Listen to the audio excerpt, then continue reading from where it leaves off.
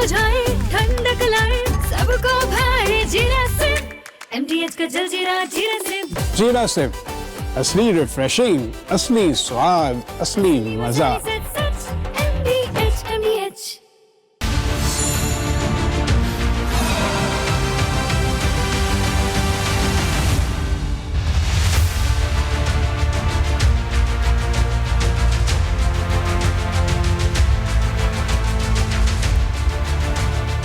नमस्कार, मेरा नाम है विवेक श्रीवास्तव और आप देख रहे हैं रिपब्लिक भारत पर राष्ट्र सर्वोपरि।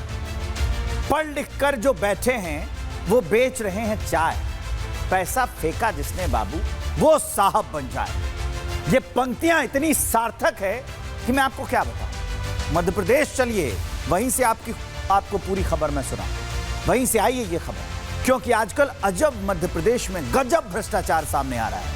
खबर यह है कि मध्य प्रदेश के राजगढ़ जिले के शिक्षकों की मार्कशीट फर्जी है। बताइए, कहते हैं बच्चे बीज होते हैं, शिक्षक जल। जब जल ही प्रदूषित हो जाएगा, जहरीला हो जाएगा, तो क्या पेड़ बनेगा ये बीज? वो तो सड़ जाएगा। ये सब कुछ इसलिए हो रहा है क्योंकि कुर्सी पर बैठे हुक्मरानों को कोई मलाल नहीं है। युवाओं का मुस्तकबिल, उस पर कोई सवाल नहीं है। भ्रष्टाचार, सोचिए अगर गुरु ही अंधकार में होगा तो शिष्य का भविष्य उजाला कैसे कर पाएगा? अब मैं आपको मध्य प्रदेश में भ्रष्टाचार की गाथा सुनाता हूं। अभी जो आज का मामला है, उसके राजगढ़ में मार्कशीट फर्जी पाए गए। 9 शिक्षक बर्खास्त हुए हैं, FIR दर्ज हो गई है। ऐसे ही 90s के दौर में शुरू हुआ था घोटाला, व्यापमं घोटाला। 2015 तक इसमें सुनवाई होती रही। फर्जी परीक्षा, नकल, इंपोस्टर से संबंधित था ये। इससे भी लाखों लोग प्रभावित हुए। 600 से ज्यादा MBBS डिग्रियां रद्द कर दी गई। एक और जानकारी जानकर आप खुद दंग रह जाएंगे कि 2026 की कैग रिपोर्ट, जो CAG की रिपोर्ट है, वो कहती है कि 11,995 शिक्षक बिना जरूरत के पदस्थापित किए गए हैं और 10 अरब वेतन बर्बाद कर दिया गया है इसके लिए। लेकिन अभी भी ग्रामीण स्कूलों में शिक्षकों की कमी है।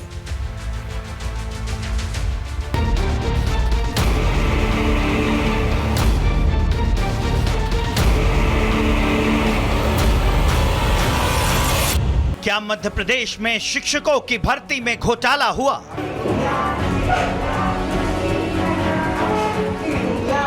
क्या मध्य प्रदेश में फर्जी शिक्षक पढ़ा रहे हैं?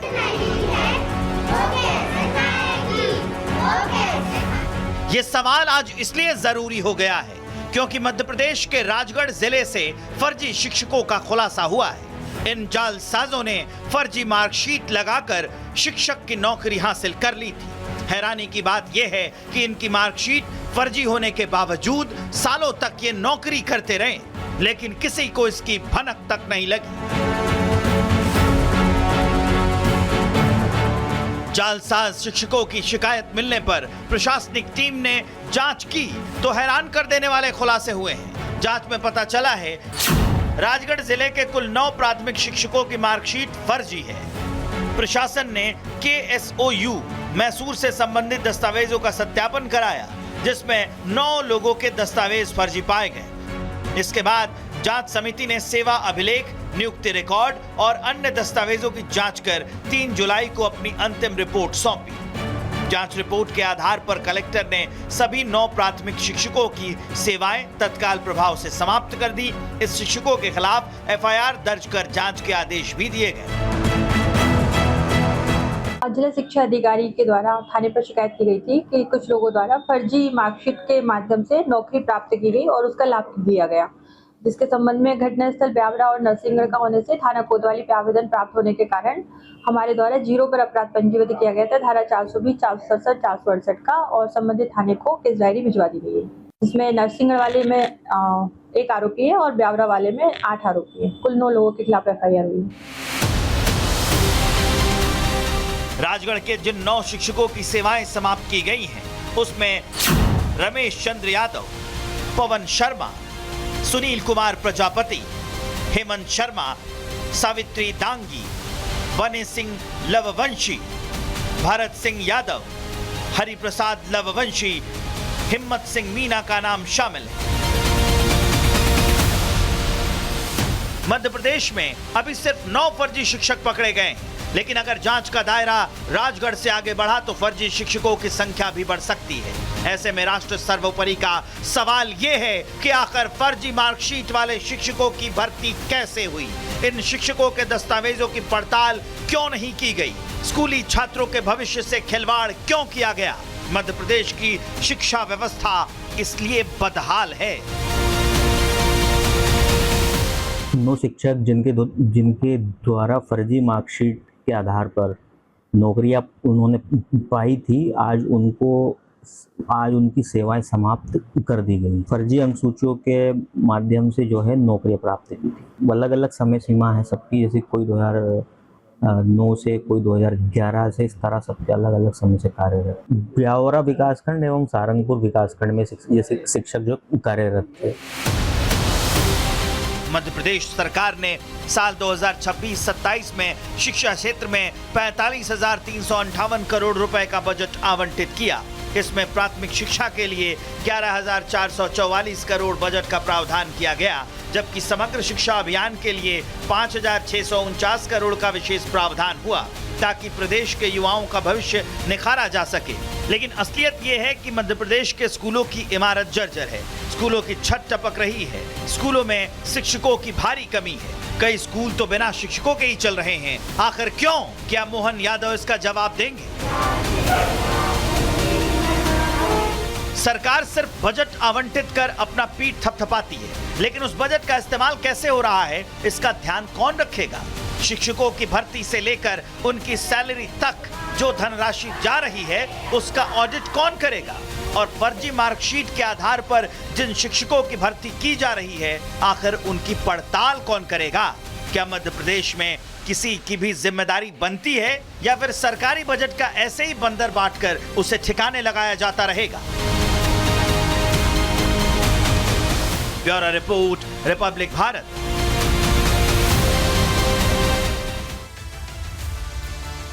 हम एक ऐसे महान दौर में जी रहे हैं जहां हम चांद और मंगल पर पानी खोज रहे हैं। कितना बढ़िया है, लेकिन जमीन के नीचे बहते गंदे पानी को साफ करने के लिए आज भी हमारे पास इंसानी फेफड़ों से बेहतर कोई दूसरी तकनीक नहीं है। यह दौर आधुनिकता का गजब तमाशा है। हमारे पास देश को स्मार्ट बनाने के लिए 5G इंटरनेट है, बुलेट ट्रेन का नक्शा है, आर्टिफिशियल इंटेलिजेंस के बड़े बड़े दावे हैं, लेकिन जब बात गटर की सफाई की आती है तो हमारे सारे वैज्ञानिक प्रगति अब तक जो हुए हैं वो घुटने टेक जाते हैं। वहां हमें आज भी मैनुअल इंटेलिजेंस यानी एक गरीब इंसान की जरूरत पड़ती है, जो एक बेहद मजबूर है, वो मजदूर है, बिना किसी सुरक्षा उपकरण के एक कपड़ा पहनकर वो नाले में समा जाता है। मैं आपको आंकड़े गिनाता हूं। पिछले 5 सालों का आधिकारिक सरकारी आंकड़ा संसद में सामाजिक न्याय और अधिकारिता मंत्रालय ने जो पेश किया है, उसी के अनुसार पिछले 5 सालों में सीवर और सेप्टिक टैंक की खतरनाक सफाई के कारण 2021 में 80 मौत, 2022 में 88 मौत, 2023 में 65 मौत, 2024 में 54 मौत, 2025 जो पिछले साल बीता है 43 से 46 मौत। कुल मिलाकर देखेंगे जो सरकारी आंकड़े हैं, उनके अनुसार पिछले 5 सालों में 315 से लेकर 350 तक सफाई कर्मियों की जान गई। ये वो है जो सरकारी खाता है, सरकारी बही खाता है, उसका आंकड़ा है। कई मामलों को तो सरकारी कागज नसीब ही नहीं होता है, गुमनाम मौत हो जाती है। अगर हम सभी गैर सरकारी और मीडिया रिपोर्ट्स के मुताबिक आंकड़ों को देखेंगे तो पिछले 5 सालों में 700 से अधिक मौत नाले सफाई और ये सेप्टिक टैंक की सफाई के दौरान हुई है। ऐसी ही एक घटना राजधानी से सटे नोएडा में हुई है। सीवर सफाई के दौरान एक सफाई कर्मी मर गया।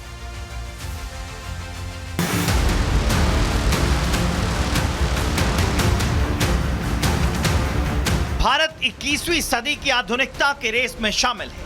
दिल्ली और नोएडा में ऊंची ऊंची इमारतें आसमान छू रही हैं, लेकिन नोएडा अथॉरिटी अभी भी सालों पुराने ढर्रे पर काम कर रही है। कम से कम सीवर और सेप्टिक टैंक की सफाई में तो ऐसा ही चल रहा है। इसकी वजह से आए दिन किसी न किसी कर्मचारी की मौत हो रही है। नोएडा अथॉरिटी की इस लापरवाही की बदौलत सेक्टर 93 गेजा इलाके में सीवर सफाई करने उतरे एक सफाई कर्मी की मौत हो गई। इस वक्त हमारी मौजूदगी है नोएडा सेक्टर 93 गेजा गांव में, जहां पर 2 सफाई कर्मियों की मौत हो गई। ये सीवर की सफाई जो है वो सफाई कर्मी कर रहे थे, 2 लोग सफाई कर रहे थे, लेकिन एक सफाई कर्मी इसमें इस सीवर में घुसता है और ये देखने की कोशिश करता है कि आखिर पानी आगे तक निकल क्यों नहीं रहा है, और जब इसमें घुसता है तो उसके बाद 1.5 घंटे तक वो बाहर नहीं आता है। ऐसे में आसपास के लोग को ये आशंका होती है कि कोई अनहोनी हुई है, और उसके बाद वो देखते हैं तो बॉडी उसमें पड़ी होती है, यानी जो सफाई कर्मी था वो इसमें मौजूद था, और उसके बाद बड़ी मशक्कत के बाद उसको निकाला गया। मृतक सफाई कर्मचारी का नाम शिवा बताया जा रहा है, जो नोएडा के सेक्टर 44 में रहता था। बताया जा रहा है कि ठेकेदार और इंजीनियर ने नियमों को ताक पर रखकर शाम 5 बजे के बाद सफाई कर्मचारी को सीवर में उतारा। इस दौरान सफाई कर्मचारी को सेफ्टी किट तक नहीं दी गई। सीवर के अंदर जहरीली गैस की जांच भी नहीं की गई। सफाई कर्मी जब सीवर में उतरा तो दम घुटने की वजह से उसकी मौत हो गई। घटना के बाद करीब 1.5 घंटे तक मृतक सफाई कर्मचारी का शव सीवर में ही पड़ा रहा। उसके बाद उसे निकालकर अस्पताल ले जाया गया, जहां डॉक्टरों ने उसके मौत की पुष्टि कर दी। उसका नाम शिवा नाम है, जो कि सेक्टर 44 का रहने वाला है, और उसका शव सेक्टर 93 गेजा से हमारे पास 8:55 पे लाया गया था। जो हमें बताया जा रहा है कि जो शिवा है वो सीवर लाइन में डूब गया था। तो उसके बाद जब सूचना मिली तो पुलिस और परिजन हमारे पास बॉडी लेके हमारे पास आए।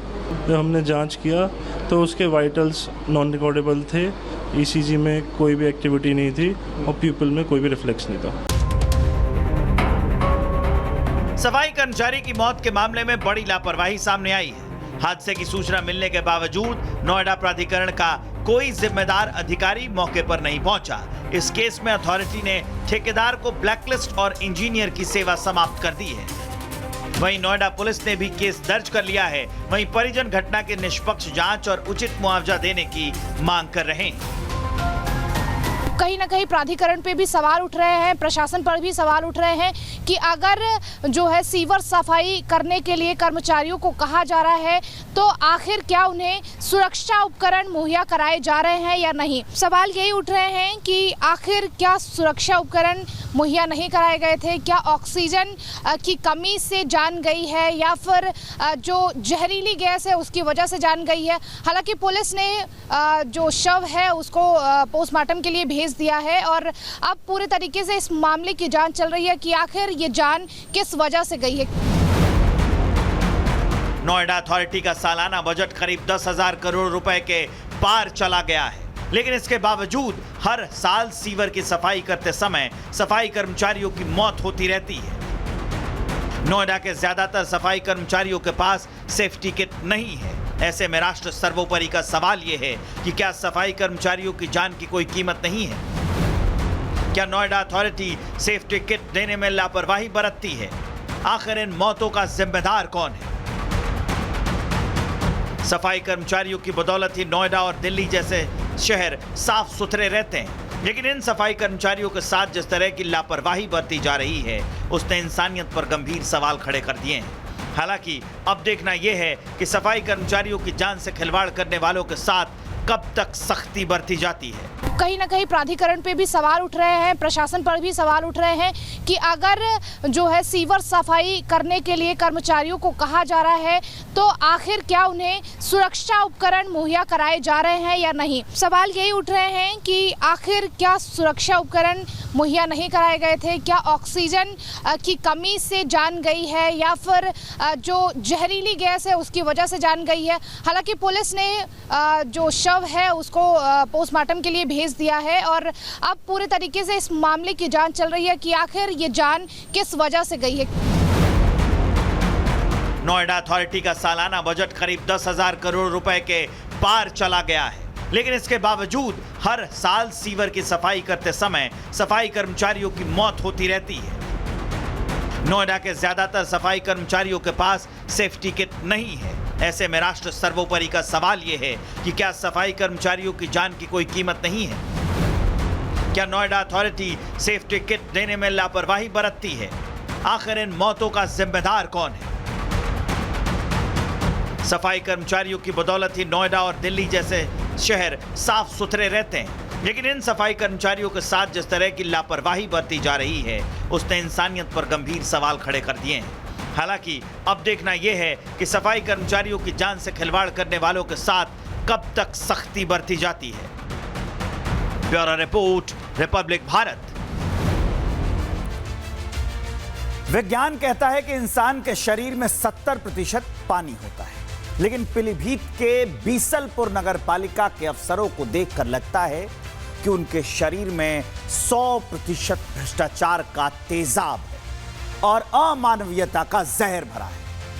एक अदने से चतुर्थ श्रेणी के कर्मचारी को इतना प्रताड़ित किया इन लोगों ने कि उसने आत्महत्या कर ली। उपेंद्र शर्मा, उसकी मौत सिर्फ एक खुदकुशी भर नहीं है, ये इस देश के सड़े हुए सिस्टम के द्वारा दिया गया एक सरकारी मर्डर का फरमान है। जरा सोचिए, जो व्यवस्था एक गरीब कर्मचारी की रक्षा के लिए बनी थी, उसी ने उसे दीमक की तरह नोच नोच कर खा लिया।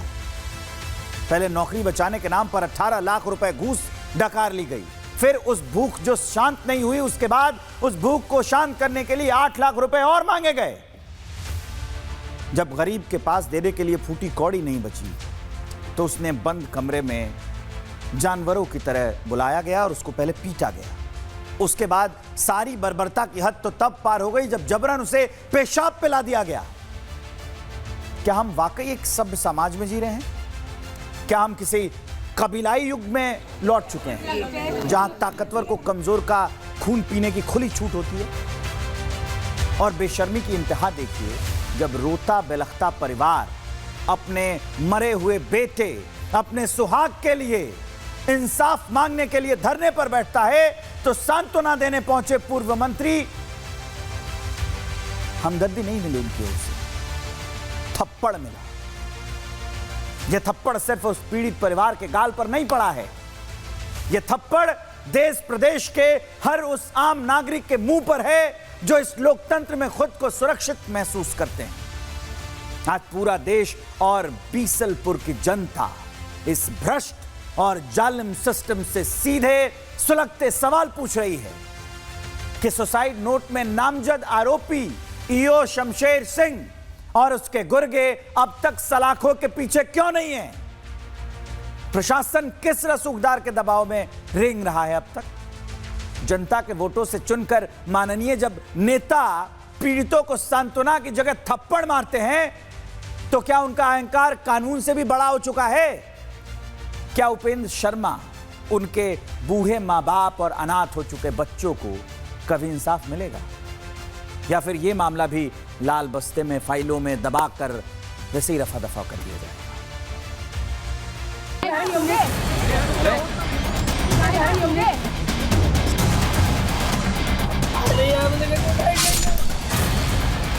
पीलीभीत के बीसलपुर नगर पालिका के चतुर्थ श्रेणी कर्मचारी उपेंद्र शर्मा के साथ भ्रष्टाचार, जालसाजी, मानसिक प्रताड़ना और बर्बरता का वो खेल खेला गया जिसका दर्द वो सहन नहीं कर पाए। उपेंद्र शर्मा ने 2 दिन पहले फांसी लगाकर आत्महत्या कर ली। उनकी पत्नी जब घर पहुंची तो छत के कुंडे से उनका शव लटका हुआ देखा। 5 पेज के सुसाइड नोट में उपेंद्र शर्मा ने ईओ शमशेर सिंह समेत कई अधिकारियों पर हैरान करने वाला आरोप लगाया। पीड़ित परिवार का आरोप है कि नौकरी बचाने के नाम पर उन पर दबाव बनाया गया, आर्थिक रूप से कमजोर किया गया। उपेंद्र शर्मा ने अपने सुसाइड नोट के मुताबिक ईओ पर 18 लाख लेने का आरोप लगाया है। अधिकारी 8 लाख और मांग रहा था। पैसा देने पर भी नौकरी बहाल नहीं की। अधिकारियों को मौत का जिम्मेदार ठहराया। पीलीभीत के बीसलपुर नगर पालिका में ये कोई पहली घटना नहीं है। यहाँ के पूर्व कर्मचारियों का दावा है कि यहाँ ऐसे ही सिस्टमैटिक वसूली का खेल चलता है। उपेंद्र के अलावा एक और सफाई कर्मचारी भी इस भ्रष्ट सिस्टम का शिकार हुआ। नगर पालिका परिषद बीसलपुर में सफाई कर्मचारी के पद पर 1 दिसंबर 2000 को मेरी नियुक्ति हुई थी। तब से हम सफाई का काम, कभी ये लोग हमसे वसूली का काम, बिल बांटने का काम, फिर सफाई का काम, इस तरह से प्रताड़ित करते ही चले आ रहे थे। जब से ये अध्यक्ष महोदया बनी तब से हमारे मतलब सारे कागज इन्होंने ले लिए, पैसे उससे सब इनके ही पास थे, और उसके बाद हमें 23 से सफाई पे ट्राली पे कूड़ा उठाने हेतु लगा दिया गया। तब से मैं सफाई का ही कार्य पर ही था। फिर एकदम अचानक एक बार ईओ साहब का फ़ोन आया, बोले तूने गबन किया है, अब तुझे FIR होगी, जेल जाएगा, तेरे बच्चे भीख मांगेंगे, और कहा इतने रुपए की व्यवस्था कर वरना तू जेल चला जाएगा। कितने रुपए मांगे थे? 10 लाख रुपए मांगे थे। बोले 2.5-2 लाख ये जमा करने पड़ेंगे और इतने रुपए जमा ये हमें देने पड़ेंगे। पीड़ित परिवार का आरोप है कि उपेंद्र का न सिर्फ अपमान किया गया बल्कि उनके साथ अमानवीय व्यवहार भी हुआ। अधिकारियों ने कमरे में बंद कर मारपीट की, जबरन पेशाब पिलाया, लगातार मानसिक प्रताड़ना दी गई। मृतक के भाई के मुताबिक उपेंद्र से नगरपालिका में उसकी ड्यूटी से अलग काम कराया गया, फिर गड़बड़ी का पूरा आरोप भी उन्हीं पर डाल दिया गया। उनको गबन के झूठे आरोप में फंसा दिया गया। जो उनके आला अधिकारी थे, उच्च अधिकारी, इसमें ईओ है, अकरम खां है, प्रधान लिपिक यासीन मोहम्मद हैं, उन पर 48 लाख रुपए का गबन का आरोप लगाया था, जो कि बिल्कुल निराधार है मेरी दृष्टि में। दूसरा, अगर ये बताइए सर आप, जो नगर पालिका अधिनियम 868 के अंतर्गत ये एक 4th क्लास कर्मचारी को आप उसके एवज में दूसरा काम नहीं कर सकते हैं, और उनका काम सिर्फ ये था फाइल को इधर उधर करना, पानी पिलाना। आप उनसे लिखा पढ़त का काम क्यों करा रहे थे? उपेंद्र शर्मा को इंसाफ दिलाने के लिए परिवार धरने पर बैठा है, लेकिन यहाँ भी उन्हें पूर्व मंत्री रामशरण वर्मा से सांत्वना की जगह मिला थप्पड़। परिजनों की शिकायत के बाद पुलिस ने कई नामजद आरोपियों के खिलाफ मुकदमा दर्ज किया। वहीं इन आरोपों पर जब नगरपालिका के अधिशासी अधिकारी से सवाल पूछा गया तो उन्होंने सभी आरोपों को सिरे से खारिज कर दिया। आज आपको राष्ट्रकवि मैथिली शरण गुप्त की कर्मभूमि महोबा से आई एक ऐसी खबर दिखाने जा रहे हैं जिसे देखकर अगर आपकी आंखें नम न हो और आपका खून न खोले तो समझ लीजिएगा कि एक समाज के तौर पर हम अंदर से मर चुके हैं। महोबा के कोतवाली इलाके के एक पेट्रोल पंप से जो तस्वीरें आई हैं वो किसी सभ्य समाज की नहीं, वो तालिबान और जंगलों के उस बर्बर दौर की है जहां इंसानियत का नामो निशान नहीं होता। घायल जयवेंद्र के पिता और भाई का सीधा आरोप है कि इस हैवानियत के पीछे बीजेपी नेता शिव प्रताप सिंह परमार और उसके गुर्गों का हाथ है। डॉक्टर कह रहे हैं कि युवक की हालत गंभीर है, उसकी सांसें अटकी हैं। पुलिस अभी भी पूर्व परिचित और पुराने विवाद की थ्योरी में उलझी हुई है। पूरा प्रदेश ये खौफनाक वारदात के पीछे सवाल पूछ रहा है कि क्या सत्ताधारी दल का ठप्पा लग जाने के बाद किसी को सरेआम हाथ पैर काटने का लाइसेंस मिल जाता है? महोबा पुलिस अब तक किस रसूख के दबाव में है कि अब तक कार्रवाई नहीं हुई?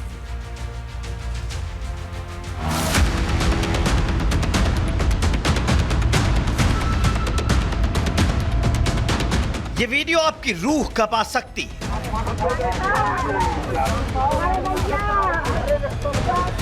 कानून व्यवस्था की हकीकत दिखाती है, सत्ताधारी दल के नेताओं की सनक दिखाती है। ये वीडियो महोबा के कोतवाली इलाके के एक पेट्रोल पंप की है, जहां सत्ताधारी दल के कुछ दबंगों ने कुल्हाड़ी से एक जयवेंद्र सिंह नाम के शख्स पर हमला कर दिया।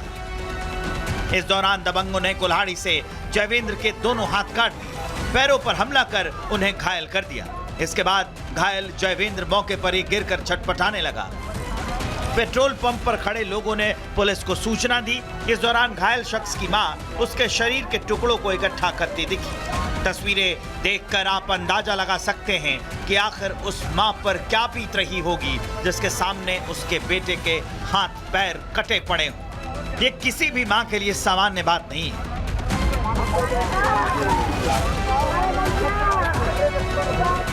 हालांकि सूचना पर आनन फानन में पुलिस पहुंची, घायल को इलाज के लिए अस्पताल में भर्ती कराया गया।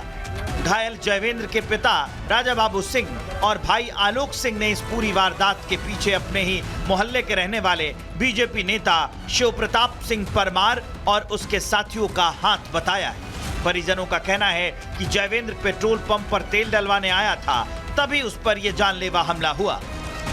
लड़का है हमारा, क्या नाम ये आया था विक्की और विजयवीर सिंह, तो इसको शिव प्रताप सिंह पिता जनार्दन सिंह और एक बेटिया और लोग होंगे वही बताया। इन दो को उसने पहचाना है। बोला कभी भी सत्ता का या सरकार का गुमान इतना बड़ा नहीं होना चाहिए कि अपराधियों को सजा ना दी जा सके। आज के लिए राष्ट्र सर्वोपरि में इतना ही। कल फिर होगी इसी समय पर मुलाकात। दीजिए इजाजत, नमस्कार।